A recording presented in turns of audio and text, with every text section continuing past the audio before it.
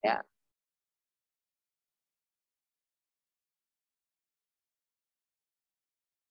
Ya, berdasarkan pengungkapan harta yang tidak atau belum sepenuhnya dilaporkan oleh peserta program pengampunan pajak. Jadi ada program pengampunan pajak yang pertama tahun 2016 yang belum, nanti bisa diungkapkan di sini. Dan pembayaran pajak penghasilan berdasarkan pengungkapan harta yang belum dilaporkan dalam SPT tahunan pajak penghasilan orang pribadi tahun pajak 2020.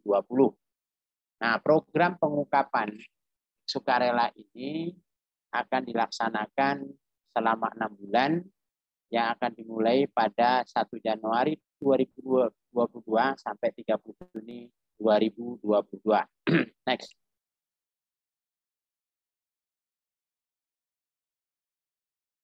Nah, program pengungkapan sukarela ini ada 2 kebijakan. Ya. Kebijakan PPS yang pertama atau program pengungkapan sukarela itu disingkat dengan PPS. Ada kebijakan pertama yaitu peserta TA yang dapat mengungkapkan harta yang belum diungkap dalam TA dengan membayar BPH final, yaitu jadi sebesar 11% untuk harta di luar negeri yang tidak direpatriasi atau tidak dipindahkan ya dalam negeri. Kemudian 8% harta di luar negeri yang direpatriasi dan harta dalam negeri. Jadi gabungan. Harta yang di luar negeri dipindahkan di Indonesia dan harta yang ada di dalam negeri yang belum diungkap. Ya. Kemudian 6%, tarif PPh finalnya 6%, harta di luar negeri yang direpatriasi atau dipindahkan ke dalam negeri, dan harta dalam negeri serta diinvestasikan dalam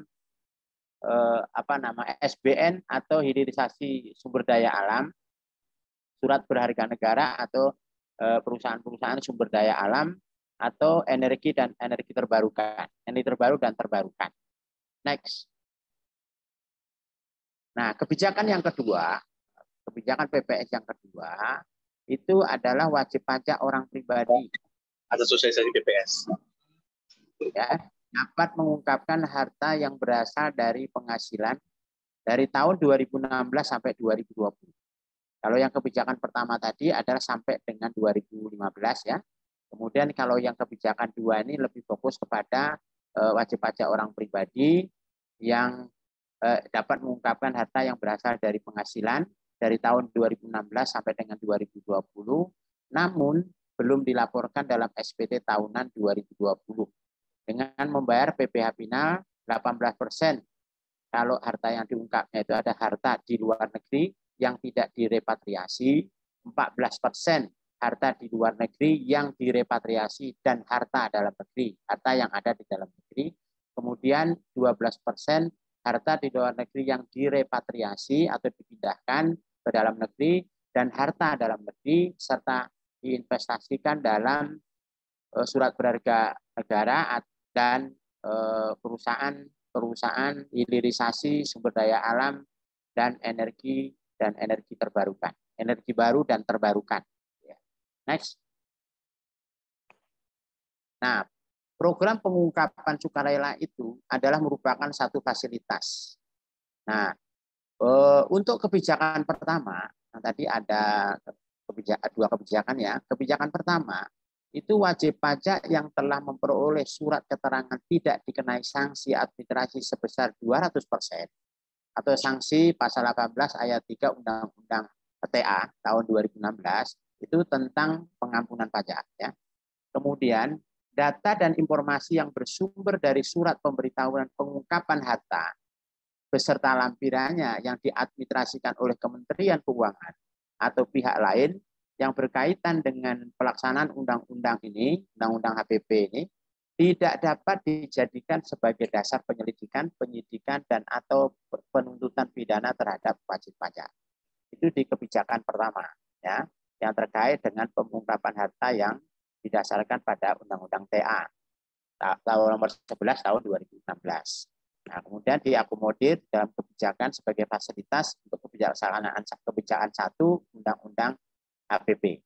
Kemudian kebijakan dua tidak diterbitkan ketetapan pajak atas kewajiban perpajakan untuk tahun 2016 sampai 2020, ya, kecuali ditemukan data dan atau informasi lain mengenai harta yang belum atau kurang diungkapkan dalam surat pemberitahuan pengungkapan harta. Yang kedua, kewajiban perpajakan sebagaimana dimaksud dalam huruf A, maksudnya yang A yang di kebijakan 2 ini, meliputi PPh orang pribadi, PPh atas pemotongan dan atau pemungutan, dan PPN, kecuali atas pajak yang sudah dipotong atau dipungut tetapi tidak disetorkan. Ya, ada dipungut tapi tidak disetorkan. Di luar itu. Jadi kalau sudah dipungut itu masuk. Ya. Kemudian sama, jadi kebijakan 1 juga ada data dan informasi. Ya, sama dengan kebijakan 1 bahwa data dan informasi yang bersumber dari surat pemberitahuan pengungkapan harta dan lampirannya yang diadministrasikan oleh Kementerian Keuangan atau pihak lain yang berkaitan dengan pelaksanaan undang-undang HPP ini tidak dapat dijadikan sebagai dasar penyidikan dan atau penuntutan pidana terhadap wajib pajak. Oke, next. Nah, program pengungkapan sukarela pada kebijakan 1 terkait dengan sanksi kurang ungkap harta pada kebijakan 1, jadi bagi peserta teks amnesti atau baik orang pribadi maupun badan yang sampai dengan program pengungkapan sukarela berakhir 30 Juni 2022 masih terdapat harta belum dilaporkan dalam surat pernyataan harta atau SPH pada saat mengikuti TA 2016.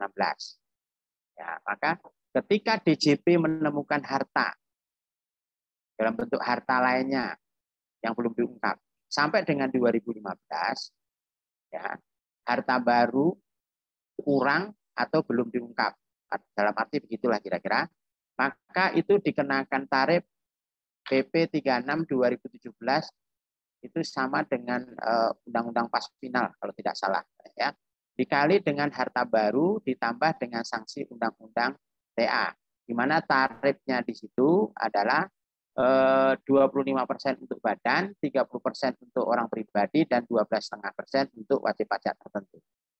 Kemudian aset yang kurang diungkapkan dikenai sanksi 200%. Jadi berdasarkan pasal 18 ayat 3 Undang-Undang Teks Amnesti. Jadi 200% yang belum diungkap saja.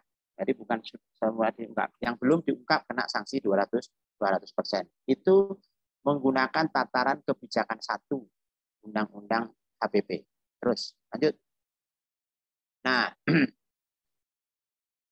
sanksi kurang untuk kurang harta pada kebijakan 1, kebijakan 2 ini, maaf, ini harusnya kebijakan 2 ini. Nah, bagi orang pribadi peserta program pengungkapan sukarela kebijakan 2 yang masih terdapat harta antara 2016 sampai 2020 yang tidak diungkap wajib pajak dalam SPPH,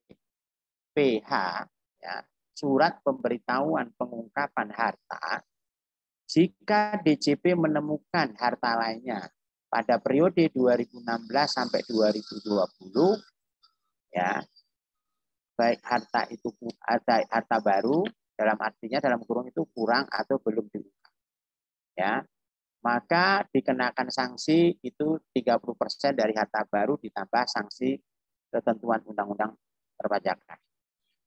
Sanksi 30% sesuai dengan pasal 11 ayat 2 Undang-Undang HPP. Jadi berlaku sekarang, berlaku Undang-Undang HPP. Kemudian aset yang kurang diungkap dikenai sanksi bunga per bulan ditambah uplift faktor 15%, yaitu sanksi surat ketetapan pajak kurang bayar SKPKB pasal 13 ayat 2 Undang-Undang KUP. Oke, next. Nah, kemudian kita lanjutkan, Bapak itu untuk PPS sudah pengungkapan, nanti bisa didiskusikan, kita saling komunikasi. Oke, baik, kita lanjut kepada pajak karbon. Ya, next.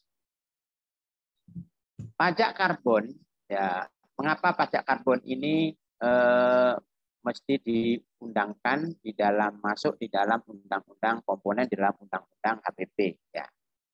Ya, itu disebabkan atau yang menjadi dasar pemikiran dan latar belakang. Yang pertama adalah perlu pengendalian peningkatan emisi gas rumah kaca di atmosfer yang menyebabkan kenaikan suhu permukaan bumi sehingga akan menurunkan resiko perubahan iklim dan bencana di Indonesia. Jadi ini adalah bukan hanya tanggung jawab Indonesia, tanggung jawab seluruh secara global seluruh dunia, masing-masing negara itu harus mampu untuk mengendalikan peningkatan emisi gas rumah kaca. Jadi melalui mekanisme ini maka diterbitkanlah undang-undang HPP, harmonisasi peraturan perpajakan itu supaya nanti tidak dilakukan semena-mena oleh pihak-pihak tertentu yang berhubungan dengan kegiatan usaha yang memerlukan emisi gas rumah kaca. Kemudian yang kedua, penyebab yang kedua adalah yang menjadi latar belakang adalah komitmen pemerintah Indonesia untuk mengurangi emisi gas rumah kaca sebanyak 29% dengan usaha sendiri pada tahun 2030 sesuai dengan konvensi perubahan iklim yang sudah disepakati. Ya. Kemudian berikutnya adalah yang melatar belakangi munculnya pajak karbon ini adalah mitigasi perubahan iklim. Jadi antisipasi di Indonesia itu membutuhkan satu pembiayaan. Maka atas dasar pembiayaan itulah maka diperlukan satu undang-undang ya yang terkait dengan pajak karbon. Kemudian yang keempat itu yang melatar belakangi munculnya pajak karbon itu adalah mengubah perilaku pelaku aktivitas ekonomi yang berpotensi menghasilkan emisi gas rumah kaca. Oke, next itu yang menjadi latar belakang munculnya pajak karbon. Kemudian, nah, bagaimana pengaturan di dalam undang-undang HPP? Jadi pajak karbon itu akan dilakukan secara bertahap. Jadi dengan roadmap yang akan memperhatikan perkembangan pasar karbon, pencapaian target, kesiapan sektor dan kondisi ekonomi. Kemudian yang kedua adalah penerapan pajak karbon akan mengedepankan prinsip keadilan dan keterjangkauan dengan memperhatikan iklim berusaha dan masyarakat kecil. Iklim berusaha bagi dan masyarakat kecil, terutama iklim berusaha bagi pihak-pihak yang berusaha, masyarakat Indonesia, ya. Kemudian tarif pajak karbon ditetapkan lebih tinggi atau sama dengan harga karbon di pasar karbon dengan minimal tarif Rp30 per kilogram karbon dioksida penyesuaian. Jadi supaya apa? Supaya ya sama kalau kita mengenakan pajak minuman keras ya, lebih tinggi daripada tujuannya adalah untuk mengatur bagaimana supaya tidak terjadi emisi rumah kaca yang berlebihan. Ya. Kemudian yang keempat adalah pengaturan dalam undang-undang HPP itu implementasi pertama kali akan dilakukan di 1 April 2022 pada sektor karena tadi bertahap ya, bertahap untuk sektor batubara dengan skema cap and tax yang searah dengan implementasi pasar karbon yang sudah mulai berjalan di sektor PLTU batubara. Nah, jadi gitu. Ya, oke, lanjut. Nah, lalu kita lihat nanti peta jalan pajak karbon. Ya, skema petanya kira-kira di 2021 itu pembahasan dan penetapan rancangan undang-undang HPP dengan salah satu klausulnya adalah pajak karbon. Ya. Kemudian finalisasi rencana Perpres, ya, rancangan peraturan presiden terkait dengan nilai ekonomi karbon, kemudian pengembangan mekanisme teknis pajak karbon dan bursa karbon, kemudian pilot perdagangan karbon di sektor pembangkit oleh Kementerian ESDM dengan harga rata-rata Rp30.000 ya. Kemudian tahun 2022 penetapan cap untuk sektor pembangkit listrik batubara oleh Kementerian ESDM. Kemudian per 1 April 2022 penerapan pajak karbon, cap dan pajaknya secara terbatas pada PLTU batubara dengan tarif Rp30.000. Kemudian cap atau batas atas emisi yang digunakan adalah batas atas yang berlaku pada piloting perdagangan karbon pembangkit listrik. Kemudian di 2025, nah di 2025 itu implementasi perdagangan karbon secara penuh melalui bursa karbon, kemudian perluasan sektor pemajakan pajak karbon dengan pentahapan sesuai dengan kesiapan sektor, ya. Kemudian penetapan aturan pelaksana tata laksana pajak karbon baik cap maupun pajaknya untuk sektor lainnya, ya. Nah, jadi dari di sini skema pajak karbon perdagangan karbon itu kita bisa lihat A sampai B dan A sampai C. Itu bisa dilihat di dalam slide berikut bahwa untuk A dan B itu entitas yang mengemisi lebih dari cap diharuskan membeli izin emisi. Nah, surat izin emisi.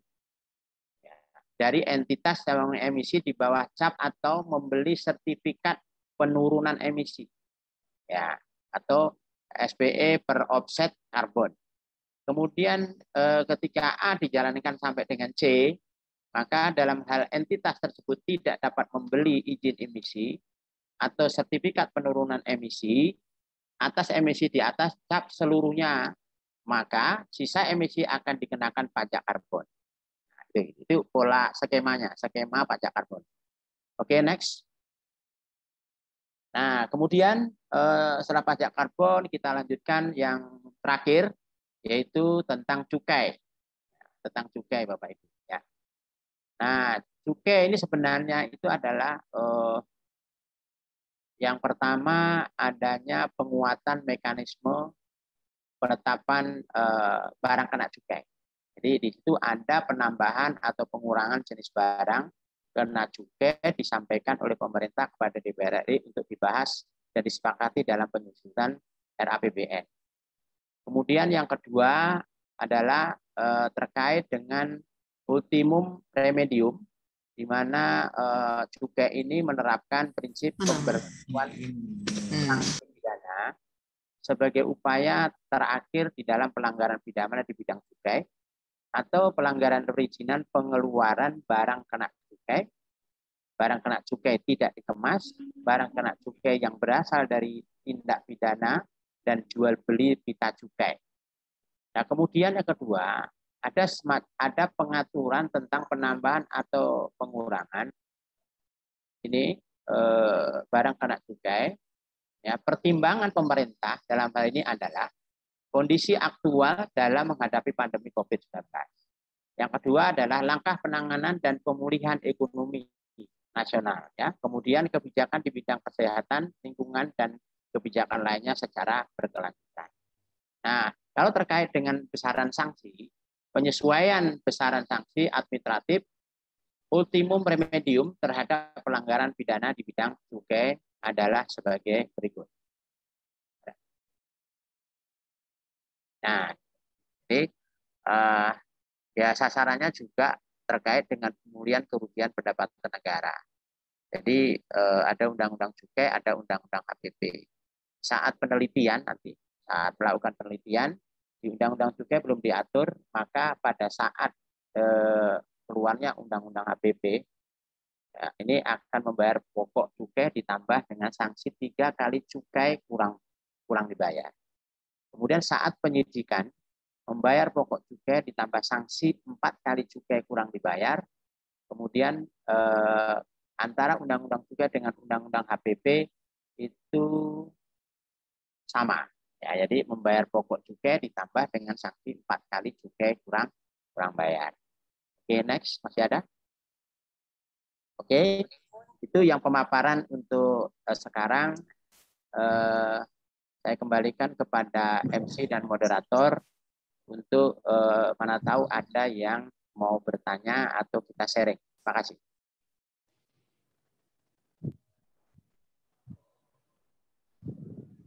Baik, terima kasih Pak Sudarno. Materi webinarnya sangat luar biasa. Baik Bapak Ibu, kita masuk ke sesi tanya jawab. Bagi Bapak Ibu yang ingin bertanya, silakan langsung bertanya sama Pak Sudarno. Reset. Itu ada satu yang lain. Selamat siang. Sampai dengan 2020 adalah 433,1 triliun yang disalurkan. Selamat siang. Ya, Selamat silakan, siang. Pak. Ya, silakan Pak. Ya, Pak, terima kasih.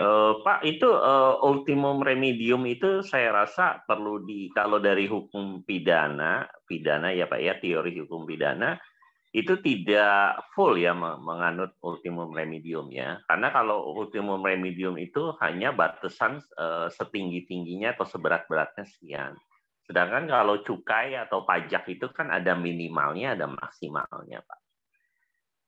Kedua, di versi hukum ya, kalau di versi hukum ini adalah pengalihan penyelesaian perkara. Kalau tujuannya untuk pemulihan keuangan negara, ya penerimaan negara, itu harus diperdebatkan juga Pak, karena Menteri Keuangan kan dapat Pak, frasa kalimat hukumnya itu dapat menghentikan, jadi menganulir ya, dapat menghentikan tuntutan pasal pidana. Yang penting membayar kerugian kepada negara. Itu disebutkan tadi ada 3 kali, ada 4 kali gitu Pak. Jadi saya sedikit mengkoreksi aja, ini tidak full ultimum remedium Pak. Lalu pertanyaan yang saya kedua itu daluarsa penuntutan ya, terpenuhinya pasal-pasal pidana khusus, pidana di bidang pajak ini. Daluarsa penuntutannya itu dimulai dari kapan? Dari sejak SPDP atau dari hal yang lain, Pak? Mungkin itu yang ingin saya tanyakan. Ya, baik Bapak. Ini bicara masalah hukum nih kan. Ya, Oh iya, kan, iya. Salam kenal, saya Pak Matthew, Pak. Saya dari Ketua Edukasi, Literasi, dan Pengembangan Kompetensi dari Perkumpulan Pengacara Pajak dan Kuasa Hukum Pengadilan Pajak seluruh Indonesia. Ya. Jadi ini menjadi sebuah perdebatan, tetapi ada beberapa bahwa pada intinya adalah, coba dibuka slide apa tadi Mas? Slide yang remedium.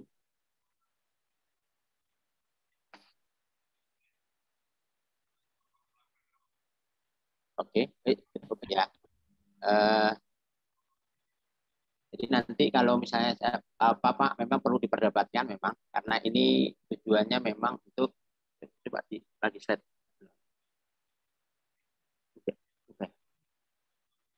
Ya, itu kan sebenarnya untuk pemulihan kerugian pendapat negara. Betul. Jadi ada sanksi, kemudian dalam rangka supaya bisa dianulir terkait dengan pemidanaannya, gitu loh Pak ya. Nah, jadi mesti diberikan keleluasaan bagi wajib pajak ya dalam masa sidang itu bisa menyelesaikan segala sesuatunya terkait dengan pajak-pajak yang terkait dengan Undang-Undang HPP. Nah, tetapi kalau ini kan ranahnya Bapak memang luar biasa ini terkait dengan ini. Memang perlu diperdebatkan kalau memang mau diuji materi atau diajukan ke MK, apakah mungkin bisa atau tidak, itu saya pikir itu perlu ada semacam kesepakatan bersama nih Pak, kira-kira. Kalau menurut Bapak gimana nih? Atau menurut, sebentar, supaya ada pemahaman yang sama. Pak Karyono kira-kira bisa bantu saya?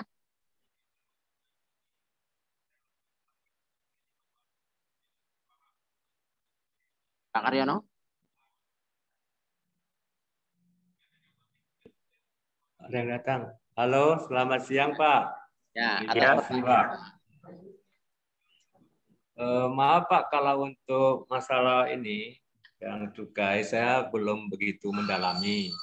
Tapi ya sekilas saya melihat ini Undang-Undang HPP ini memang lebih mengutamakan pemulihan kerugian pada pendapatan negara daripada memenjarakan, gitu aja Pak. Jadi yang dulunya mungkin tidak ada penyelesaian untuk dengan membayar sanksi ya gitu ya Pak ya. Jadi dengan sekarang sudah bisa menggantikan pidana itu, pidana penjara ya, dengan membayar sanksi. Itu aja yang saya pahami dari Undang-Undang HPP ini Pak. Gitu. Ya Pak, silakan Pak. Iya. Terima kasih. Jadi gini, itu kan kalau pidana itu perbuatan pidana, misalnya memalsukan, menggandakan, menggelapkan, Pak ya.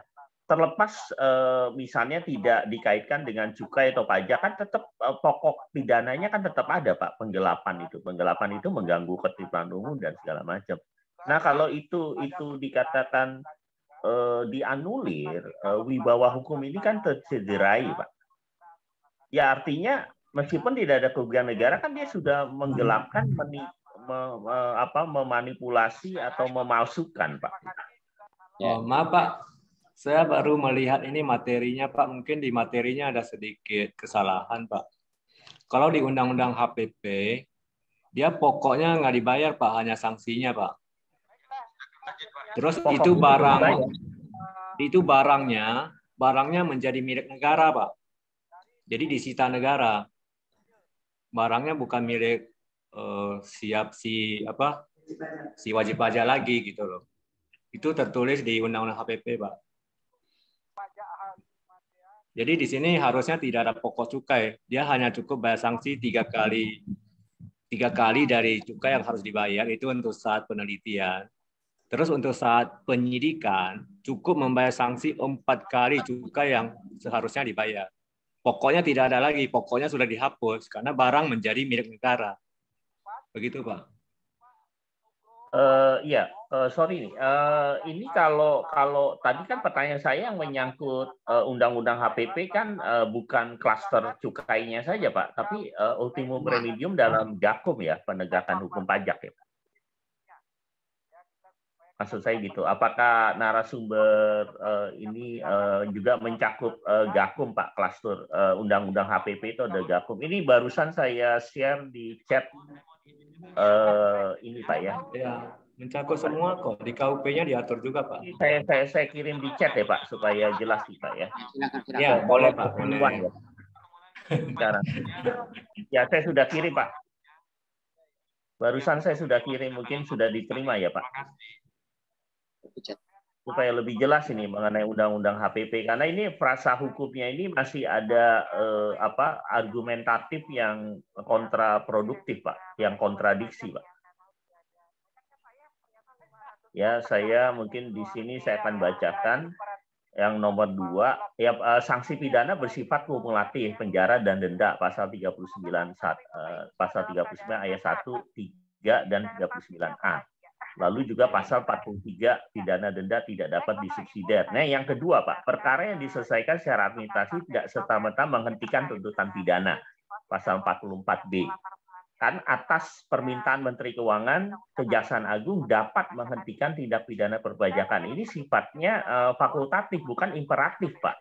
Kalau imperatif itu adalah ciri yang primum remedium. Ya, Pak ya.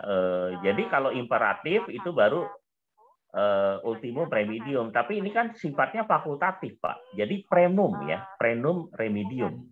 Yang ketiga mengenai diskresi, yang keempat pasal 30A dan pasal 40 kata dapat dituntut menjadi dapat dilakukan penuntutan. Yang penting terpenuhinya pasal-pasal penuntutan pidana khusus, pidana pajak, Pak. Itu mungkin sudah dibaca ya, Pak ya, chatnya saya, Pak. Yang ini ya. Ya mungkin ini kita diskusi aja, Pak, karena ini kan frasa hukum ini penting supaya nanti tidak terjadi seperti Undang-Undang Cipnaker itu kemarin sudah ada putusan MK, ya Pak ya. Jadi harus frasa hukum, jangan sampai ada celah-celah yang nanti akan menjadi sumber polemik, Pak, gitu Pak. Baik Pak, terima kasih diskusinya Pak. Sharing Bapak. Memberikan tambahan ilmu bagi kami sebagai konsultan pajak, karena kami tidak pure memahami secara menyeluruh, secara komprehensif terkait Undang-Undang HPP ini. Karena baru dan kemudian undang-undang peraturan turunannya juga belum kita bisa pahami juga karena belum keluar. Terima kasih Pak. Iya, Pak. Ini nanti saya akan kasih nomor HP saya. Saya juga bahannya banyak Pak mengenai pemahaman mengenai penegakan hukum ini. Nanti siapa tahu berguna bagi Bapak. Nanti kita bisa tuker-tukeran nomor HP ya Pak. Baik, siapa? Dengan Pak siapa Pak? Sorry. Dengan Pak Sudarno. Karena saya masuknya telat Pak. Saya masuknya telat. Pak Tadi saya berusaha masuk, nggak bisa masuk. Tapi setelah makan siang kok bisa gitu. Padahal itu jadwalnya dari pagi ya. Ya. Pagi tadi kita ada acara sedikit, kemudian pembahasan sedikit sampai PPN Pak. Ya. Oh iya. Nah, boleh. Ini ya, bisa, nomor Bapak. HP saya sudah direct message ke Bapak ya Pak. Mana ya? Ke nomor sebentar. Ini IKPI PKU ya Pak ya, Bapak ya. Ya. Sebentar nih, ini baru saya. Di chat aja Pak, di chat. Ya sudah saya chat Pak. Oh ya, terima kasih. Ya. Ya, 0812. Ya, nanti kalau Bapak ini delik pidananya semua saya lengkap Pak, itunya Pak. Kalau mau dari sisi pidana pajak Pak ya, karena ini banyak polemik juga gitu Pak. Oke, baik Pak. Terima kasih Pak. Terima kasih. Sorry, dengan Pak siapa Pak? Tadi saya telat Mas. Pak Sudarno Pak. Pak Sudarno, terima kasih Pak Sudarno. Selamat siang. Pak ya. Oke Pak, makasih. Terima kasih Pak. Terima kasih banget, luar biasa Pak Mante. Ya. Oke, kita kembali ke MC.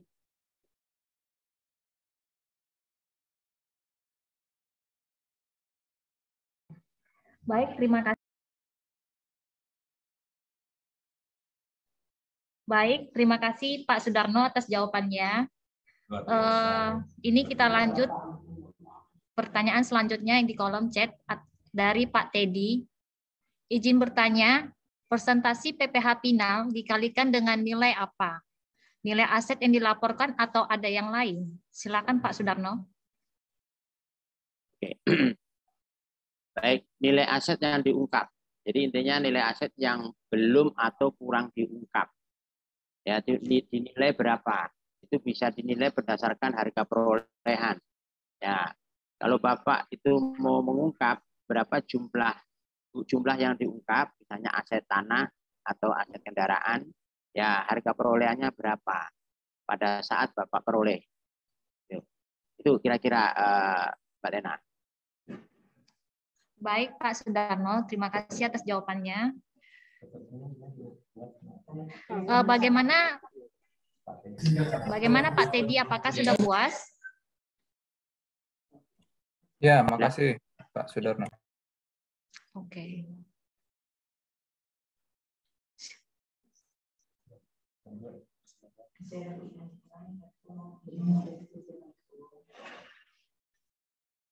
Mas, bagi Bapak Ibu, apakah masih ada pertanyaan? Kalau masih ada, silakan diskusi langsung.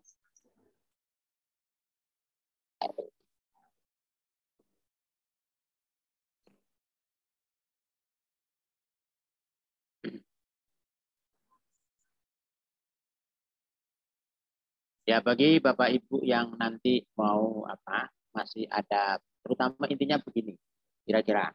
Jadi ketika Bapak Ibu ada harta atau aset yang belum diungkap pada teks amnesti tahap pertama dan belum Bapak Ibu pas finalkan berdasarkan PP 36 2017, maka boleh itu diungkap ya sesuai dengan kebijakan pertama. Kebijakan pertama yaitu aset-aset sampai dengan 2015. Ya, kalau nggak salah 2016 itu batasannya teks amnesti tahap pertama itu batasannya tahun 1000, harta yang diperoleh mulai tahun 1985 sampai 2015. Sekira masih ada, silakan diungkap sesuai dengan mekanisme daripada kebijakan 1. Nah, terkait dengan bagaimana petunjuk pelaksanaannya, kita tunggu petunjuk pelaksanaannya nanti ya pada saat pelaksanaan di Januari 2022 sampai 30 Juni 2022. Mudah-mudahan dalam 1 bulan ke depan itu ada petunjuk pelaksanaan, apakah itu berupa keputusan menteri, apakah itu peraturan pemerintah atau surat edaran daripada Dirjen Pajak. Nah, kemudian kalau bagi Bapak Ibu terutama adalah orang pribadi, Bapak Ibu ya, yang asetnya yang diperoleh periode 2016 sampai periode 2020 belum Bapak Ibu masukkan di dalam SPT tahunan 2020 ya sampai dengan 2020, maka itu boleh diungkap dengan menggunakan pola kebijakan 2 dengan mekanisme yang ada, kemudian jumlah dan pelaksanaannya juga kita sama-sama masih nunggu. Ya, mudah-mudahan hari ini apa yang kita sampaikan pada hari ini sasaran pokoknya adalah bagaimana pemulihan pendapatan negara itu bisa dijaga, bisa diperoleh ya. Kemudian dan intinya adalah kepatuhan sukarela itu bisa terbentuk berkat adanya munculkan undang-undang HPP. Walaupun tadi ada Pak pengacara hukum tentang pajak dan banyak itu pengalamannya memberikan masukan kepada kita semua bahwa ternyata masih ada di sana sini dianggap masih ada kekurangan dan perlu dilakukan diskusi panjang untuk menentukan apakah ini perlu diuji material di MK supaya tidak terjadi masalah seperti yang dialami dengan Undang-Undang Cipta Kerja yang baru dalam 2-3 hari ini MK menganulir dan harus melakukan perubahan sampai kalau tidak salah 2002 tahun ya. 2 tahun harus melakukan perubahan. Kalau tidak berarti batal demi hukum. Nah, ini adalah masukan yang luar biasa yang memang ya perlu kita sikapi bersama dan Bapak tadi sudah akan mengirim beberapa bahan-bahan yang terkait dengan Undang-Undang HPP ini. Mudah-mudahan nanti kita ada waktu Pak Mate ya bahan-bahan tentang legislative justice dan sebagainya. Yang lain ya, terutama negara maju ke arah mana? Ke arah wajib pajak yang wealthy. Jadi itu kita terima dengan baik dan nanti ada waktu untuk bisa diskusikan dalam bentuk webinar atau tatap muka dalam kesempatan yang lain. Saya kira itu Mbak Lena. Ya, kalau ada yang masih bertanya, mohon dimonitor.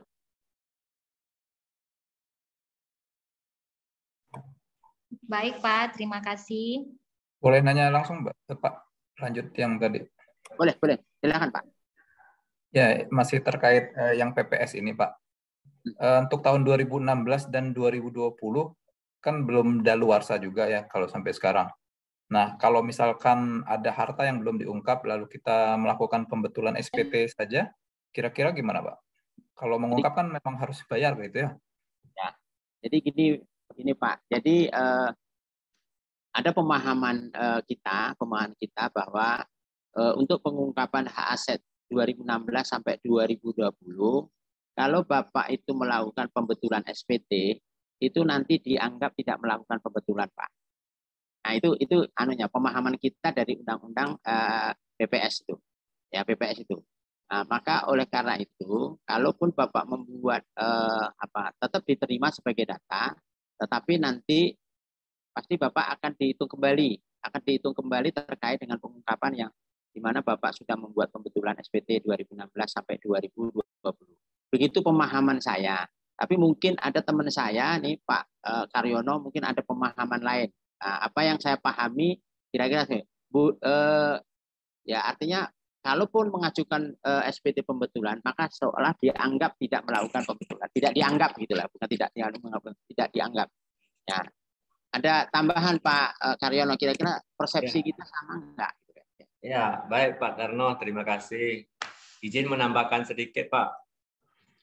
Jadi begini Pak Teddy, jika WP bermaksud atau ingin ikut program PPS ini di tahun depan, maka kalau WP tersebut melakukan pembetulan sekarang, berarti sesudah tanggal 29 Oktober ya 2021, itu pembetulannya semua tidak dianggap tidak disampaikan gitu loh. Tapi kalau misalnya WP ini merasa seluruh harta saya sudah benar, seluruh penghasilan saya sudah benar, ya kan? Saya tidak perlu ikut PPS lagi. Berarti WP tidak berniat ikut PPS. Kalau begitu, misalnya hartanya ternyata di SPT tahunan ada kesalahan, dia mau pengen pembetulan saja, silakan, itu boleh gitu loh. Nah, seperti itu. Jadi hanya kuncinya mau ikut PPS atau tidak. Kalau tidak ikut berarti silakan pembetulan SPT. Tapi ada satu kelebihan bagi yang ikut PPS, ya, semua SPT tahunannya itu dianggap inkrah. Artinya tidak dilakukan pemeriksaan pajak lagi. Begitu. Tapi kalau bagi yang tidak ikut, masih ada kemungkinan SPT-nya bisa diperiksa pajak gitu, Pak. Itu aja tambahan saya dari Pak Darno. Terima kasih. Ya, terima kasih Pak Karyono. Begitu Pak Edi, Pak Teddy. Itu Pak Teddy. Kalau Bapak berkeinginan untuk melakukan pengungkapan PPS, ya kan, ya nggak usah dibetulin. Nah, ya kan. Tapi kalau Bapak misalnya mau mengikuti, ya jangan dibetulin. Kalau nggak ikut, dibetulin aja. Nah, gitu ya. Cuman perbedaannya area tadi adalah apabila dibetulkan, kemungkinan untuk diperiksa itu sangat besar. Ya kan gitu. Nanti kalau ditemukan lebih besar, Bapak harus membayar pajak kurang bayarnya. Tapi kalau Bapak ikut 2016 sampai 20, ya tidak usah dibetulin dulu, langsung aja ikut.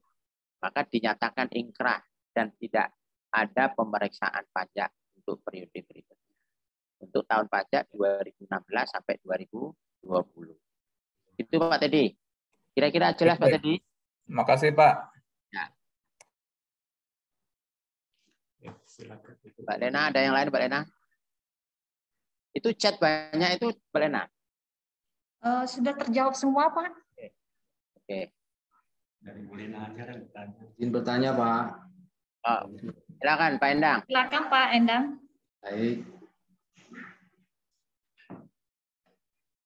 Terima kasih Pak Dano. Ini Pak, kenalkan saya Pak Endang Pak dari Lampung Pak. Ya, mantap. Ini Pak Dano, saya ini ada WP disuratin, ada rekening apa ya, asuransi yang ditemukan bahwa ini diindikasikan belum lapor atau seperti itulah. Terus suratnya berupa S. Ini rujukannya sebaiknya nilainya lumayan. Lebih baik di pengungkapan saja Pak nanti, atau memang di pembetulan di SPT Pak, sesuai yang dimaksud di surat pajak. Tapi suratnya S Pak, bukan SP2D Pak. Hanya ngasih tahu bahwa ada data. Kemudian ini apakah sebaiknya di pengungkapan di PPS nanti atau di pembetulan SPT yang bersangkutan Pak. Mungkin itu pertanyaan saya Pak Dano. Terima kasih. Oke, terima kasih Pak Endang. Jadi sama Pak, saya juga mendapatkan yang sama kasusnya Bapak. Jadi langkah yang saya lakukan, ini satu kasusnya yang bersama. Kalau saya itu, BP saya itu dapat data bahwa pajak itu mendapatkan data adanya deposito Pak. Nilainya cukup besar juga. Lalu saya komunikasi dengan AR-nya, bahkan AR-nya yang menyarankan, ya udah dibiarin aja dulu, nanti ikut pengungkapan saja PPS. Nah itu kira-kira sama seperti itu Pak. Ya, saya bilang nggak usah dibetulkan, nanti ikut PPS saja. Nah, kan gitu. Baik PPS itu ada yang dari 2011 sampai 2015 ada data deposito cukup besar. Kemudian 2016 sampai 2020 juga ada, tapi belum diungkap, BP-nya nggak mau ngasih pada saat penyusunan SPT yang lalu.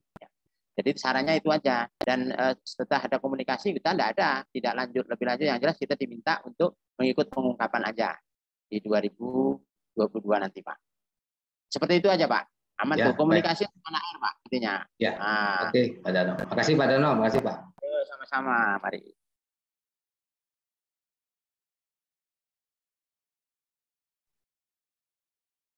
Ada lagi Mbak Lena? Saat ini tidak ada pertanyaan lagi, Pak.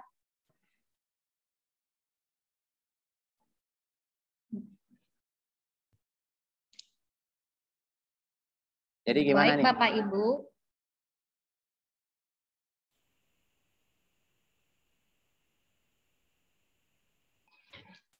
Ada chat itu. Baik.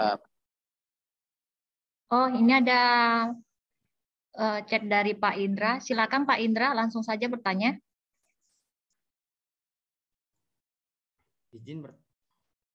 Oke, ya izin bertanya ya.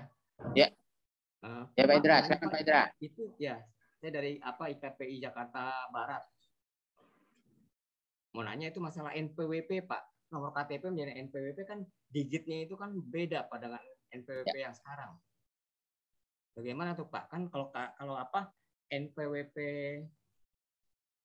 badan sama itu kan beda digitnya. Bagaimana tuh nanti seperti itu Pak kejadiannya? Jadi kalau NIK itu Pak Indra, kalau NIK itu kan hubungannya dengan orang pribadi Pak Indra. Betul. Jadi kalau badan tentu mau tidak mau kan pada saat kita sebagai wajib pajak badan kan otomatis dia punya NPWP ya, pengurusan perizinan terkait dengan yang lainnya.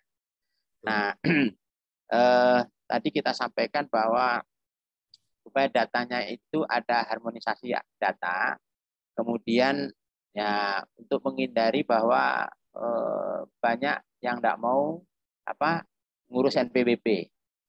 Maka berdasarkan HPP ini itu dimungkinkan bahwa ketika kita belanja sesuatu, membelanjakan sesuatu atau menerima sesuatu atau adanya penyerahan barang atau jasa kepada kita, kemudian kita itu kan berhubungan dengan pendapatan juga Pak. Nah, kan tidak bisa hanya dideteksi dengan NPWP karena ketidakadaan NPWP. Oleh karena itu NIK itu menjadi poin penting di dalam undang-undang HPP ini. Analisa kami seperti itu, pemahaman kami seperti itu Pak. Jadi tidak ada lagi cerita bahwa ketika terjadi transaksi yang berbau ekonomi, ya, ataupun non ekonomi katakanlah, ataupun dibebaskan atau tidak terutang lah, atau dia menjadi objek tapi dikecualikan atas penyerahan barang atau jasa itu, maka lalu lintasnya nanti itu ketika tidak ada NPWP ya menggunakan NIK Pak, nomor induk kependudukan. Ya, terkait dengan digitnya berbeda itu tidak masalah Pak. Jadi nanti kalau ketika Bapak punya misalnya nanti Bapak nabung di bank saya kan itu, Bapak diminta NIK ya, maka otomatis nanti keluar NPWP atau mintain NPWP maka otomatis NIK-nya keluar. Nah, itu kira-kira Pak Indra. Ya. Oke Pak Indra, terima kasih Pak. Ya, sama-sama Pak. Terima kasih ya. Ya, sama-sama Pak. Baik, terima kasih Pak Sudarno atas jawabannya. Ini ada dari raise hand oleh Ibu Sumiati, silakan Bu. Selamat siang Pak Sudarmo. Ya. Pak mau nanya Pak, kalau umpamanya saya itu pribadi udah dapat SKP untuk tahun 2016-2017, apakah saya boleh ikut TA? Itu ada syarat kan? Syaratnya tidak ada SKP. Kan? Belum ada SKP. Kalau sudah ada SKP, berarti sudah melalui satu proses pemeriksaan ya? Iya. SKP kan? Ya kan? Tetapi kalau dibawa ke rasionalnya, logikanya, SKP yang dimaksud itu terbit karena pemeriksaan atau tidak? Pemeriksaan. Nah, kalau udah ada pemeriksaan berarti kan, tapi kalau misalnya sudah diperiksa, tentu kan tidak mungkin diperiksa 2 kali. Ibu kan tidak mau. Ya kan? Iya. Nah, tetapi pertanyaan yang muncul adalah, nah, apakah Bu Sumiati itu ada harta yang belum diungkap, walaupun sudah diperiksa? Ada Pak. Ada. Nah, ada. Nah, kalau ada, itu mungkin bisa 2 pilihan. Ibu biarkan atau Ibu masukkan di tahun penerimaan Ibu ungkapkan. Tetapi nanti Bu, nanti ini kan belum jelas ya PP ini. Nanti tanya juga ketika ada juklaknya keluar, apakah boleh itu ketika, karena katakanlah 2016 Ibu sudah diperiksa, ada SKP, Ibu udah bayar SKP-nya semua. Tahu-tahu ternyata di dalam SPT Ibu itu ada harta yang belum Ibu ungkap. Padahal sudah diperiksa kan? Ya kan? Nah, maka boleh nggak diungkap gitu ya. Nah, di dalam tataran aturan kan sejauh belum ada SKP kan gitu ya. Tapi apakah itu boleh diungkap? Kan gitu. Nanti juklak lebih lanjut ya. Ini menjadi perdebatan juga menurut saya. Tetapi mungkin ada teman lain punya pemahaman yang mungkin menemukan itu mungkin bisa diungkap, mungkin tidak kan gitu ya, kalau sudah ada taman pajaknya. Nah, lalu diperoleh 2016, boleh nggak diungkap, dipindahkan di 2017? Kan tidak masuk akal itu, secara akuntansi kan salah kan gitu ya. Nah, itu kira-kira jawaban saya. Jadi karena SKP itu dianggap sesuatu yang sudah ingkrah kan, ya. Tetapi kan ada buntutnya. apabila ditemukan kan gitu, setelah diperiksa tapi ada ditemukan ya ternyata ada penghasilan atau pendapatan yang belum dimasukkan di dalam SPT misalnya, itu bisa saja itu bisa diungkap. Jadi supaya lebih amannya menurut saya itu diungkap aja 2016 karena Ungkap, memang iya. Jadi ibu nanti jadinya hanya nebus saja. Jadi lebih memperkuat daripada SKP itu. Itu kalau menurut pendapat saya. Jadi, tapi kalau pure kita dengan undang-undang nanti takutnya suatu saat kadaluarsa memang 5 tahun Bu, tapi nanti kalau itu diakui sebagai tindak pidana nanti sampai 10 tahun kan susah. Betul, ya. Betul. Makanya kan tujuannya kan kita mau ikut ya biar nggak diperiksa. Ya, dan itu istilahnya itu pemeriksaan itu sebenarnya kan kita tidak kehendaki ya Bu ya. Pemeriksaan biasanya datangnya dari inisiasinya itu mungkin bisa saja karena kita rugi, bisa saja karena kita lebih bayar, bisa saja karena kriteria khusus kan gitu ya. Nah inisiasinya itu bermacam-macam. Tapi menurut saya itu lebih baik ibu ungkap.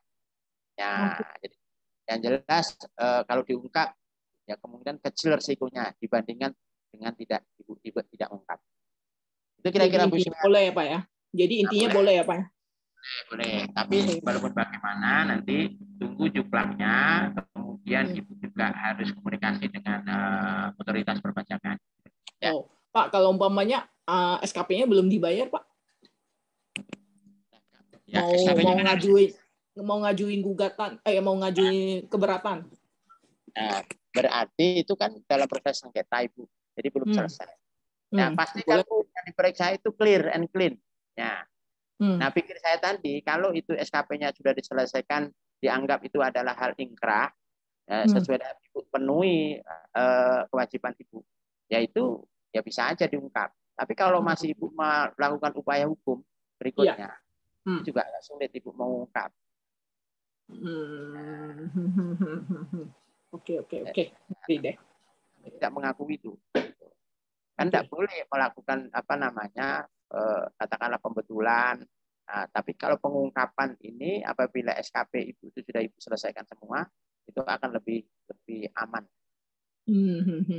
Oke, kalau gitu. Makasih ya Pak. Oke, baik, sama-sama. Boleh. Jadi boleh. Silakan Mbak Lena. Baik, terima kasih Pak Sudarno atas jawabannya, sangat luar biasa. Apakah ada yang ingin bertanya lagi? Silakan.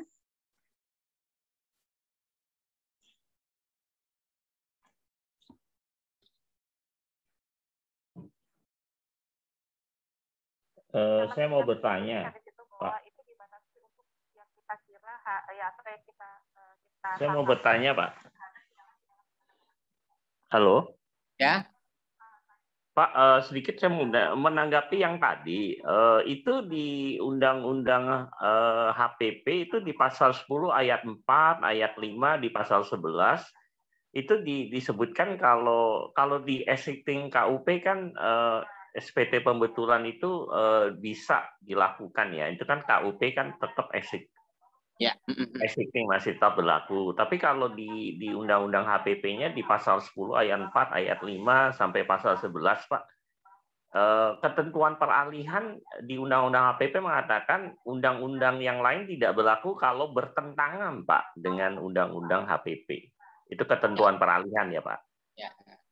Nah, ini kan juga suatu kontradiktif juga, Pak. Nah, itu bagaimana yang sudah telanjur kalau kita mau SPT pembetulan, terutama di tahun peserta TA di tahun 2016-17, Pak, gitu, Pak. Ya. Mungkin Bapak sudah, rekan-rekan mungkin semua sudah familiar ya, sudah mendalami pasal 10 mulai ayat 3, 4, 5 dan sampai ke pasal 11 tuh.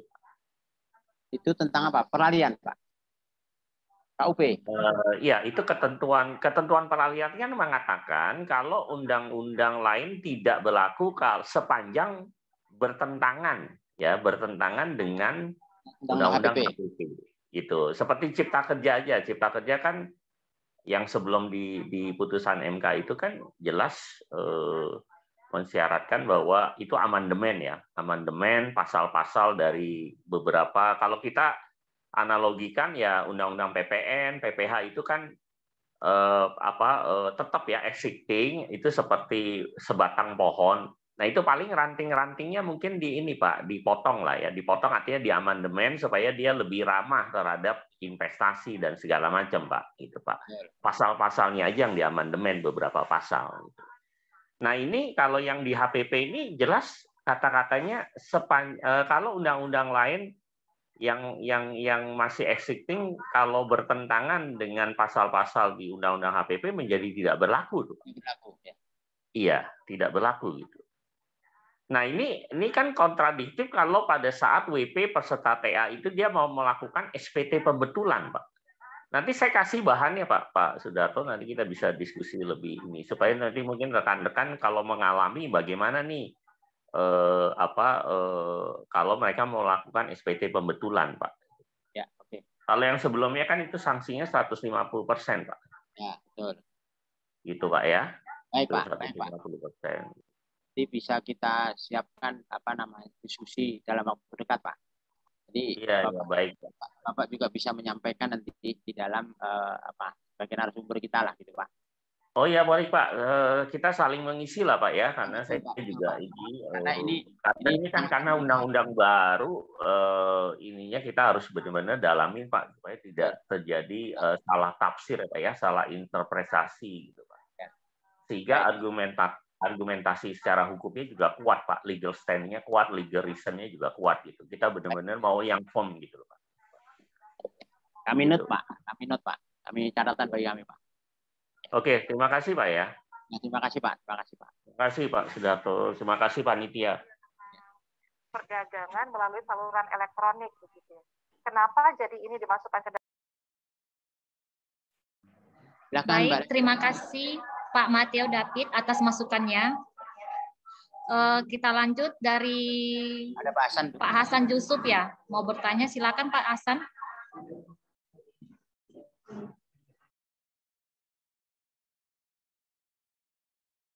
Masih mute Pak Hasan. Oh ya, sorry Pak. Selamat siang Pak Sudarno. Assalamualaikum. Apa kabar Pak? Baik, alhamdulillah. Suara saya kedengaran jelas nggak Pak? Sangat nyaring sekali suara Bapak, luar biasa. Nyaring ya. Mengalahi Bu Lena ya. Oh iya. Ya. Titip salam dengan Ibu Ketua kita Bu Lilison yang di samping Bapak. Betul. Sehat ya beliaunya ya. Sama Pak Karyono juga Pak. Titip salam Pak. Kembali Pak. Salam ya. Kembali Pak. Wajahnya nggak kelihatan Ibu Ketua. Oh iya begitu. Ya.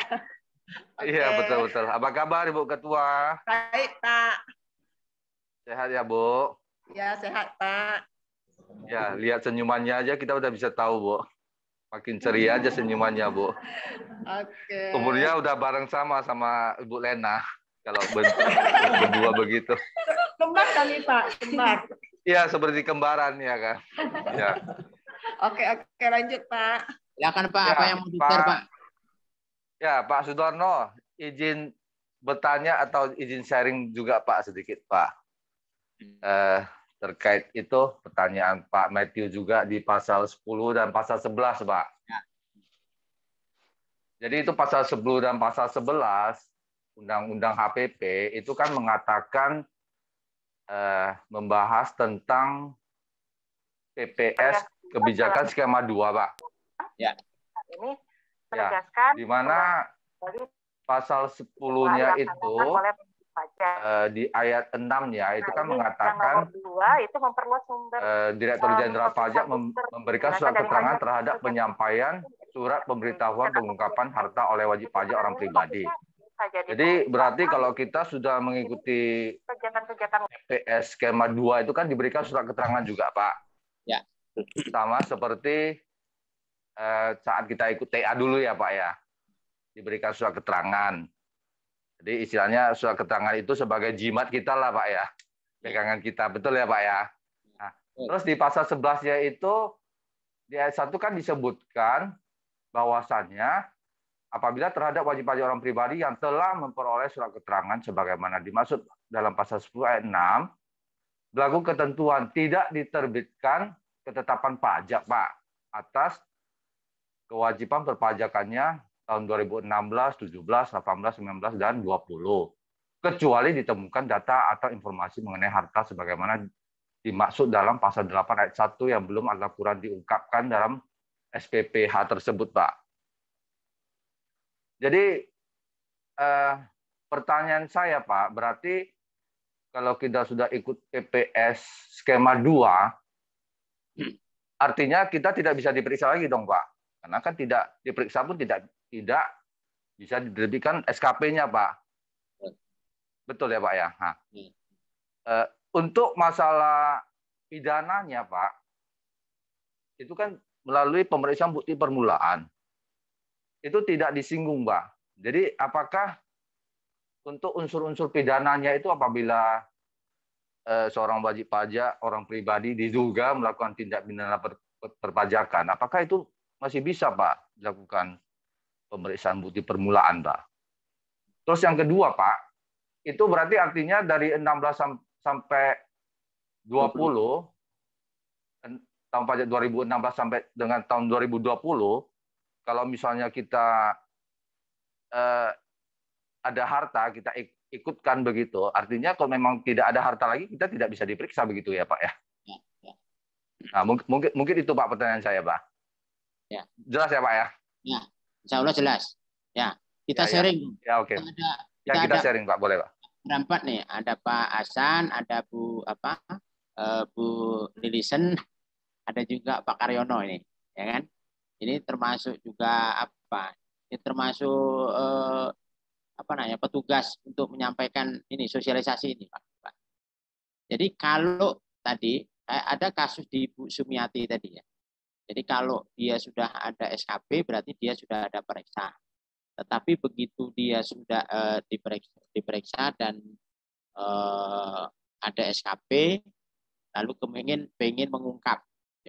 Karena dengan kesadaran sendiri mengungkap, ya kan. Nah, kalau itu diungkap oleh wajib pajak sendiri, ini apakah boleh atau tidak? Itu yang apa tadi, Pak? Nah, kemudian bila itu ditemukan oleh Dirjen Pajak, oleh Kementerian Keuangan atau Dirjen Pajak, itu akan menjadi satu temuan, ya, akan menjadi satu temuan tadi terkait dengan pasal 11 tadi, Pak, gitu ya, jadi temuan. Nah, sekarang pertanyaannya adalah, nah, ketika wajib pajak itu ingin mengungkap dengan kondisi seperti itu, apakah boleh atau tidak? Gitu ya. Apakah boleh atau tidak? Nah, yang pertama, ketika SKP-nya itu sudah selesai diselesaikan atau dibayar, dilunasi kewajiban perpajakannya, boleh nggak mengungkap? Ya, ya. Tapi itu kan kalau di dalam PPS itu kan cuman terkait mengungkap, boleh atau tidak boleh mengungkap itu kan karena ada pembetulan tadi, Pak. Boleh dibetulkan, membetulkan atau tidak membetulkan. Kalau mengungkap nggak perlu membetulkan. Ya, kalau tidak mengungkap, ya lakukanlah pembetulan. Kira-kira gitu. Itu pandangan saya. Nah, cuman nggak tahu pandangan Pak Karyono. Saya nggak tahu. Nah, coba kita minta dulu pendapatnya Pak Karyono. Mana tahu nanti bisa ada masukan. Silakan Pak Karyono. Enggak, sebentar, Pak. Terkait pemeriksaan bukti permulaannya gimana, Pak? Itu kan tetap tidak hilang kan, Pak? Ya. Nah, apakah di dalam pasal 10 dan 11 itu ada satu celah untuk buper kan gitu ya? Ya, ada apa tidak? Iya. Nah, hilang atau tidak? Sedangkan kan di sini dikatakan 2016 sampai 2020 tidak dilakukan pemeriksaan pajak atau tidak diterbitkan ketetapan pajak, berarti tidak diperiksa. Jadi pemeriksaan bukti permulaannya gimana kan, Pak? Ya. Sekaligus juga tidak dilakukan juga misalnya. Tidak dilakukan pemeriksaan dan tidak dilakukan buper. Kalau mengungkapkan kan gitu, Pak? Iya, kalau kita sudah mengungkapkan begitu, Pak. Ya, sudah mengungkapkan. Katakanlah misalnya si WP itu dia tidak ada lagi harta yang belum dilaporkan lah, sudah dilaporkan semua menurut di PP. SPT dan sudah pengungkapan juga, Pak, ya kan. Nah, berarti ketetapan pajaknya tidak diterbitkan lagi. Bagaimana dengan pemeriksaan bukti permulaannya, Pak? Apabila ditemukan ada tindak pidana perpajakan, gitu ya? Iya, Pak, begitu, Pak. Ya, gitu. Coba kita tarik dulu pendapat Pak Karyono dulu. Mana, Boleh, Pak? silakan Pak. Terkait dengan Buper, Pak. Terima kasih Pak Darno. Terima kasih sharingnya Pak Hasan. Ya, apa kabar Pak Karyono? Ya, baik Pak. Salam sehat Pak. Ya Pak. Jadi terkait sharing dari Pak Hasan, saya sedikit menambahkan aja. Tadi kita sudah sama-sama sepaham ya. Jadi tidak ada pemeriksaan lagi karena di Undang-Undang HPP sudah jelas ya. Artinya SPT-nya semua sudah inkrah. Terus kewajiban perpajakannya semua, baik PPH, PPN maupun potong pungutnya, itu sudah dibebaskan semua, Pak. Jadi dengan kondisi begini, menurut saya sangat kecil kemungkinannya bisa dikenakan bukber lagi. Karena kita sama-sama tahu ya, tujuan dari bukber ataupun penyidikan, ujungnya kan juga adalah adanya pajak yang harus dibayar, kan begitu Pak. Tapi dengan Undang-Undang HPP kan sudah menghapuskan semua pajak itu. Artinya kan sudah tidak, sangat kecil lah kemungkinannya lah untuk bisa ada bukber itu. Itu menurut saya Pak. Karena kewajiban PPH-nya, PPN-nya itu potong pungutnya semua sudah dihapus gitu loh Pak. Jadi kalau misalnya dilakukan bukber pun, ya kan, bahwa wajib pajak ada kesalahan ini, PPN terhutang misalnya, itu kan sudah dijamin dengan Undang-Undang HPP bahwa PPN-nya sudah dihapus semua gitu loh Pak. Jadi apakah bukber bisa dilanjutkan kalau begitu? Menurut saya tentu tidak Pak. Gitu aja Pak tambahan dari saya ya. Mungkin ada koreksi dari teman-teman yang lain, silakan Pak. Atau bagaimana menurut Pak Hasan kita sharing? Makasih Pak. Ya, mana tahu Pak Hasan tuh ada kasus yang seperti itu juga. Iya, betul sekali. 16. Ya. Ya. Mohon sharingnya Pak Hasan. Itu kira-kira pemahaman kami, pemahaman Pak Karyono seperti itu kira-kira. Jadi ya istilahnya ketika kita sudah mengungkapkan 2020 sampai 2016 sampai 2020, ya artinya itu sudah ingkrah, tidak akan muncul kemungkinan untuk buper. Ya, betul. Ya, jadi menurut saya sih begitu, Pak Karyono dan Pak Sudarno. Jadi biasanya umumnya yang kita ketahui pemeriksaan bukti permulaan itu kan lebih cenderung ke pidana pasal 39A. Penerbitan faktur pajak tidak berdasarkan transaksi sebenarnya atau FPTBTS. Ya, itu contoh katakanlah si WP, katakanlah dia orang pribadi, misalnya dia sudah mengikuti ini program PPS skema 2. Terus di kemudian hari mungkin terindikasi ataupun DJP pun berdasarkan IDLP mengatakan bahwasannya si WP ini terindikasi loh ini terkait dia FPTBTS. Sedangkan menurut undang-undang lama itu daluarsa penuntutan kan belum lewat Pak di undang-undang KUP. Seperti yang Pak Matthew tadi jelaskan. Nah, jadi makanya menurut saya itu masih ada celah. Sepertinya masih ada celah Pak dari DJP untuk melakukan pemeriksaan bukti permulaan Pak dan melakukan penuntutan. Karena di undang-undang HPP itu hanya disebutkan tidak diterbitkan ketetapan pajak, biarpun pajaknya itu mencakup PPH pemotongan pemungutan, dan PPN, Pak. Ya, jadi menurut saya sih memang ini masih rancu, Pak, di undang-undang HPP. Atau mungkin undang-undang ini pun masih baru kan. Mungkin nanti teman-teman lain bisa berpendapat lain atau gimana lah. Atau gimana Pak Matthew, selamat sore Pak, salam kenal Pak, saya Hasan Yusuf Pak. Iya, salam kenal Pak. Sorry saya nggak hidupin video Pak ya, emang ini lagi. Ya Pak, saya dari IKPI cabang Medan Pak. Oh iya, terima kasih Pak, terima kasih. Maaf saya nggak hidupin video Pak ya, karena ini. Ya nggak apa-apa Pak. Apa ya? Ya mungkin itulah kira-kira sharing saya tanggap beberapa poin dari undang-undang HPP itu Pak, yang rasa-rasanya agak tanda kutip agak janggal lah begitu menurut saya. Oke Pak. Hukumnya. Boleh sedikit saya Pak. tanggapin, minta izin Pak Sudarno, minta izin moderator, boleh saya sedikit tanggapin Pak? Ya, silakan Pak. Silakan Pak. Ya, jadi gini Pak, itu kalau mengenai daluarsa penuntutan kan dihitungnya dari SPDP Pak, surat pemberitahuan dimulainya penyidikan. Jadi ya daluarsa penuntutan dari situ kan, karena penyidikan masih di ranahnya PPNS, kalau ke penuntutan udah ke persekutor Pak, sudah ke Kejaksaan Agung gitu Pak. Nah, undang-undang HPP ini memberi ruang bahwa bisa dianulir ya, quote and quote bisa dianulir atau dihentikan itu kalau sekarang bisa sampai ke tahap penuntutan, bahkan sampai ke pengadilan Pak. Ya, pengadilan tetap nanti harus ada putusan. Putusannya bisa hukuman masa percobaan HMP. Bisa di HMP. Nah, kalau kita kaitkan lagi undang-undang, sedikit mungkin saya memperluas saja perspektifnya. Kalau di existing undang-undang KUP dengan KUHP, Pak, itu tidak ada aturan teknis pemidanaan terhadap korporasi, Pak. Tindak pidana korporasi itu teknisnya belum diatur, baik dalam Undang-Undang KUP yang secara lex spesialis administrasi maupun di KUHP-nya, hukum pidananya. Nah, makanya terbit Perma nomor 13 tahun 2016. Peraturan Mahkamah Agung nomor 13 tahun 2016 mengenai corporate crime, tindak pidana korporasi.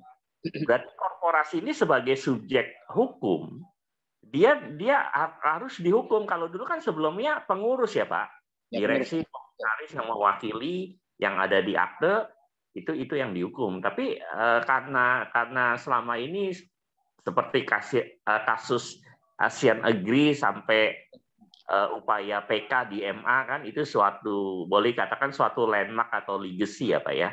Pemulihan keuangan negaranya masuk Pak 2,5 triliun. Nah, Sumir Laut itu yang pengurus di direksi yang tanda tangan TBS itu, faktur itu dihukum 2,5 tahun.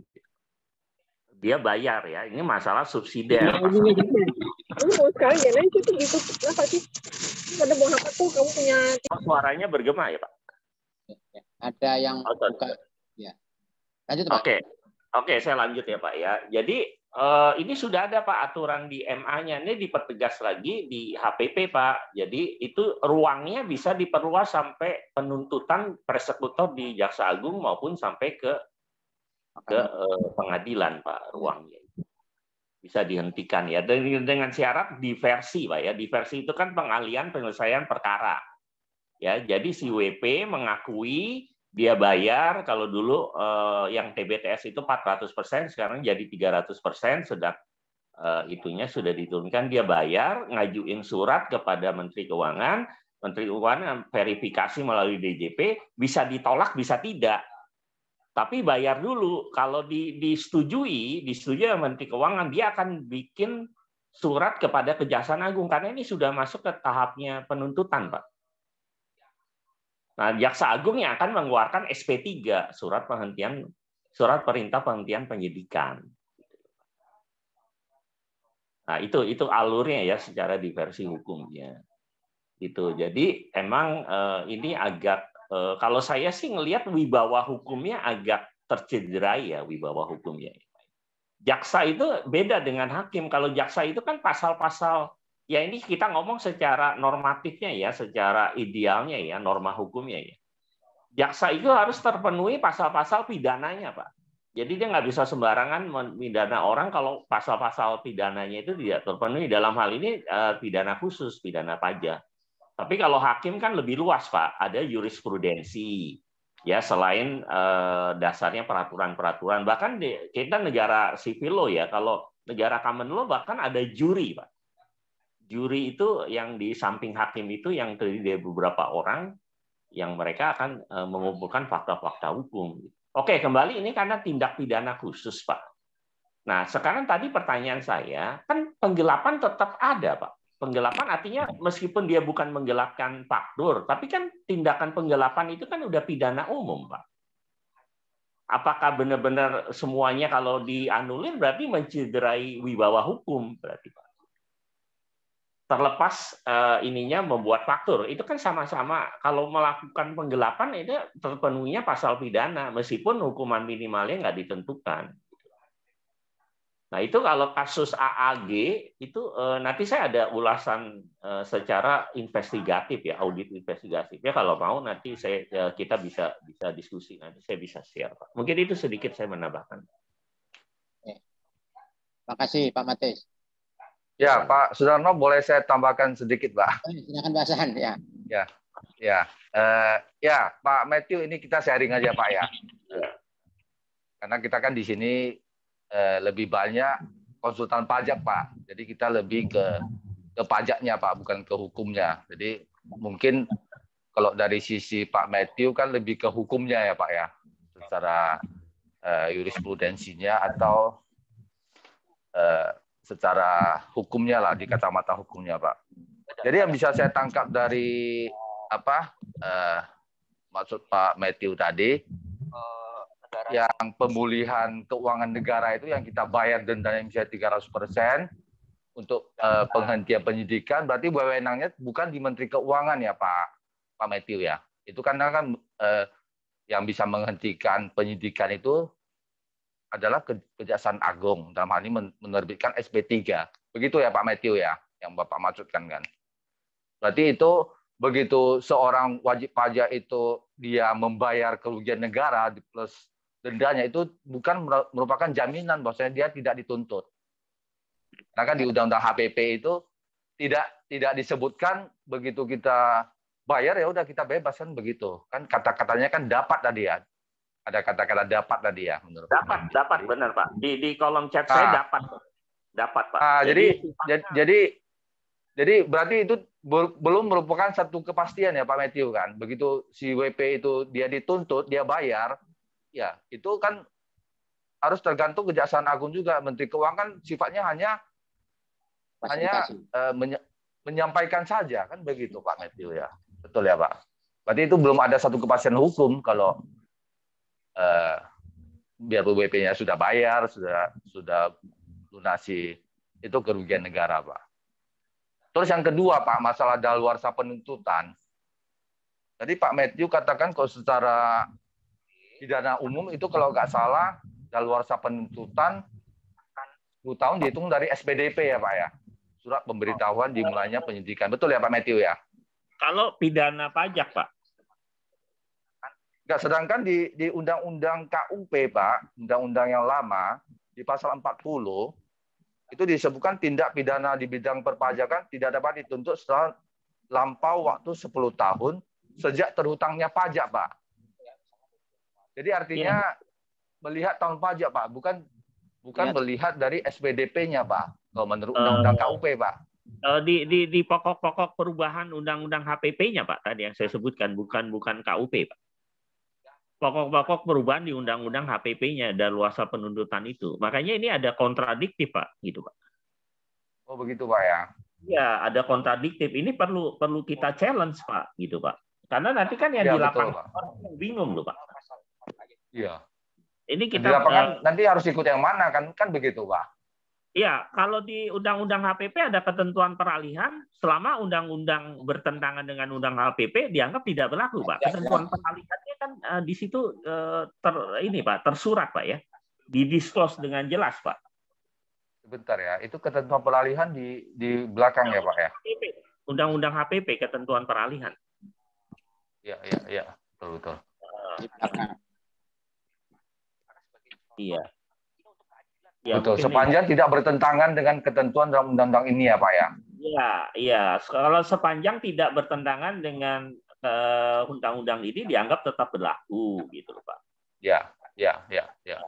Kan berarti kan banyak Pak undang-undang yang ini, undang-undang administrasi pemerintahan termasuk administrasi Fiskus ya. Fiskus kan masuk administrasi pemerintahan Undang-Undang nomor 30 tuh Pak. Ya. Lalu PMK nomor 74. Aturan teknisnya untuk ketentuan umum perpajakan itu kan tidak bertentangan gitu. Kalau saya ngelihat sepintas tidak bertentangan, tapi nanti perlu didalemin lagi. Gitu. Itu tetap berlaku. Sama aja kalau Undang-Undang Nomor 40 PT kan sebelumnya ada PMK yang mengandung Undang-Undang PT yang sebelumnya, Pak. PMK-nya itu Ya, masih betul. tetap berlaku karena ketentuan peralihan mengatakan sepanjang tidak bertentangan dengan Undang-Undang Nomor 40 PT yang existing sekarang, itu masih tetap berlaku. Gitu, Pak. Mungkin ini pendapat dari saya. Ya, menurut saya sih begitu. Mungkin di Undang-Undang HPP ini masih banyak yang perlu dikaji, Pak. Iya. Ya, karena memang ada beberapa celah yang masih dalam tanda kutip itu masih tanda tanya kan, seperti yang Pak Matthew bilang tadi. Iya. Ya mungkin ini jadi bahan kita lah Pak Matthew ya kan. Yang boleh Pak. Kita nanti kalau diskusi soal itunya Pak, bedah ke undang-undangnya bisa nanti Pak, gitu Pak. Kita kan bedah pasal per pasal. Mungkin dibagi berapa klaster ya. Ini klaster PPN, PPH, mungkin penegakan hukum misalnya klaster penegakan hukum itu bisa dibedah Pak, pasal per pasal. Kan kalau kita kan harus ngelihat perasanya hukumnya Pak. Bukan hanya normatif yang tersurat Pak gitu. Yang terakhir. Ya. Mungkin itu Pak. Pak Matthew, mohon maaf Pak Matthew di mana Pak? Saya di Jakarta. Sebenarnya Matthew itu nama baptis saya Pak. Nama lengkap namanya Pak David ya nama. David Oh ya Pak David di Jakarta Pak ya? Iya di Jakarta benar Pak. Oh ya, oke. Pak, kasus-kasus pajak itu, pidana pajak itu ada, saya analisanya ada untuk argumentasi hukumnya, ada legal reason-nya juga ada. Nanti kalau emang mau diskusi silakan Pak. Ya boleh Pak. Saya sudah catat nomor WA Pak David, mungkin nanti kita bisa kontakan Pak. Ya. Maksudnya kita ini penting juga Pak, hukum pajak itu penting. Nanti ujung-ujungnya, maksudnya secara hukumnya Pak ya, supremasi hukum ya, ujung-ujungnya nanti kalau ke MA ada putusan MA-nya mengatakan lain kan jadi repot juga loh Pak. Ya betul Pak. Betul. Gitu. Mungkin itu Pak. Terima kasih Pak. Oke, mungkin saya rasa cukup Pak. Mungkin teman-teman lain mungkin nanti mau sharing, mau bertanya juga Pak. Kita terlalu banyak makan waktu, nanti nggak enak juga Pak sama teman-teman Pak. Ya, sebenarnya tidak apa-apa. Bagus juga ini. Karena ada ahli hukum di sini, kemudian kita kan pure ahli pajak Pak Hasan. Ya, disebut ahli pajak karena punya sertifikasi konsultan pajaknya. Pemahamannya itu juga perlu pembelajaran bersama. Ya. Jadi Pak David Lesmana itu mungkin bisa nanti kita ajak untuk bersama dengan IKPI membedah tentang aturan yang baru yang memang masih ada yang ambigu, masih ada peluang-peluang yang mungkin berikan masukan ya. Mungkin kita bisa juga seperti yang Undang-Undang Cipta Kerja yang ya memang ternyata ya seperti ini kondisinya. Harus direvisi lagi, harus dikoreksi dan kemungkinan tidak bisa berlaku kalau tidak dirubah selama 2 tahun ke depan. Ya, oke, baik. Ya, mungkin saya rasa itu penting sekali Pak Sudarno, kolaborasi kita dengan teman-teman yang ahli di bidang hukum itu Pak. Ya, oke. Ya, saya rasa mungkin kedepannya kita harus kolaborasi juga Pak begitu Pak supaya bisa saling mengisi. Oke, mungkin itu Pak yang mungkin yang bisa saya sampaikan. Mungkin teman lain nanti mau bertanya lagi Pak. Silakan Pak, dilanjut Pak. Terima kasih Pak Hasan, masukannya. Oke. Terima kasih Pak Matthew. Pak David Lesmana. Ya, kita kembalikan ke moderator. Silakan Mbak Lena. Terima kasih Pak. Bahwa di undang-undang HPP ini itu ada pengurangan atas pengecualian dan fasilitas PPN. Jadi nanti ada slide ketiga. Di slide ketiga akan kita lihat. Silakan Mbak Lena. Baik Bapak Ibu.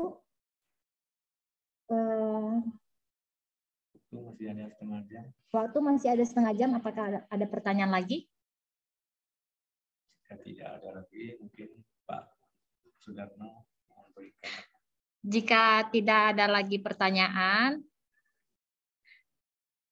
mari kita berikan aplaus kepada Pak Sudarno karena telah memberikan materi dan jawaban yang sangat luar biasa. Terima kasih. Terima kasih.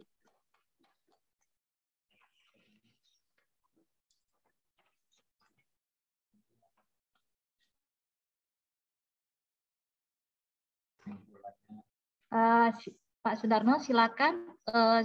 Apakah ada kesimpulan dari webinar kita hari ini? Baik, terima kasih Mbak Lena. Sebagai Baik, closing statement adalah bahwa apa yang kita lakukan dari pagi sampai sore ini itu adalah supaya kita semua bisa mengerti dan memahami ya Undang-Undang HPP yang diundangkan 29 Oktober 2021 yang dimungkinkan akan dilaksanakan di tahun 2022 walaupun secara aturan ada KUP saat diundangkan dan undang-undang cukai sudah diberlakukan sejak diundangkan. Namun demikian ternyata berdasarkan diskusi kita dari pagi sampai sore tadi ada beberapa disebut kelemahan itu adalah bukan kelemahan tetapi misalnya ada celah untuk kita berikan masukan kepada pemerintah dan nanti ini kita bisa tidak lanjuti dalam bentuk diskusi kolaborasi antara ahli hukum di bidang perpajakan dengan konsultan pajak dan ini juga bisa kita berikan kepada IKPI Pusat untuk mengusulkan untuk kegiatan semacam ini tentang terkait dengan bagaimana kita mengkolaborasi aturan undang-undang HPP itu bisa dijalankan dengan baik agar di masa depan itu tidak timbul permasalahan dan tidak merugikan kedua belah pihak, baik dari pemerintah maupun dari masyarakat wajib pajak. Ya mudah-mudahan apa yang kita bicarakan, apa yang kita diskusikan hari ini bermanfaat bagi kita semua. Nah, saya sebagai penyaji, penyampaian sosialisasi Undang-Undang HPP ini kurang lebih saya mohon maaf jika ada penyampaian saya, ucapan dan perbuatan yang kurang berkenan kepada Bapak Ibu sekalian dan terima kasih dan apresiasi terhadap panitia dari Ikatan Konsultan Pajak Cabang Pekanbaru yang didukung oleh Ikatan Konsultan Pajak Pusat Jakarta. Saya kira itu, terima kasih. Selamat sore. Assalamualaikum warahmatullahi wabarakatuh. Baik, terima kasih Pak Sudarno. Mari kita beri aplaus lagi kepada Pak Sudarno. Untuk para peserta webinar, jangan lupa mengisi link absensi agar materinya dikirim via email. Baik, acara selanjutnya adalah penyerahan sertifikat kepada narasumber. Dipersilakan kepada operator agar menampilkan sertifikatnya melalui Zoom. Terima kasih.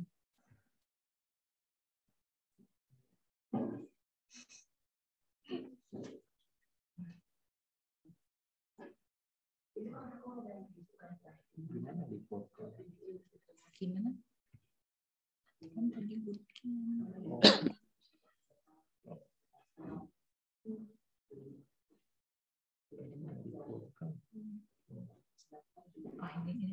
Oke, Pak Karyono. Ya. Oke, inilah sertifikat untuk Pak Sudarno atas narasumber pada hari ini. Terima kasih. Terima kasih.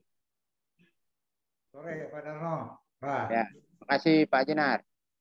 Ya, sore. Mau lanjut. Ya, makasih Pak Sudarno. Ya, sama-sama Pak. Ya, makasih juga Ibu Ketua, Ibu Lilison, Pak Karyono, Ibu Lena. Salam ya, Bu. Ya. Salam sehat. Baik, puji syukur kita panjatkan kehadiran Tuhan Yang Maha Esa karena telah usai acara kita dalam penandatanganan MOU IKPI dengan konsultan pajak Sudarno dan IKPI dengan konsultan pajak Andi Desember yang baru saja kita lakukan dengan tema sosialisasi undang-undang harmonisasi peraturan perpajakan. Terima kasih kami haturkan sekali lagi kepada Bapak dan Ibu dan peserta secara online maupun offline. Saya mewakili panitia yang bertugas menyampaikan mohon maaf atas salah kata dan perbuatan. Akhir kata kami ucapkan banyak terima kasih.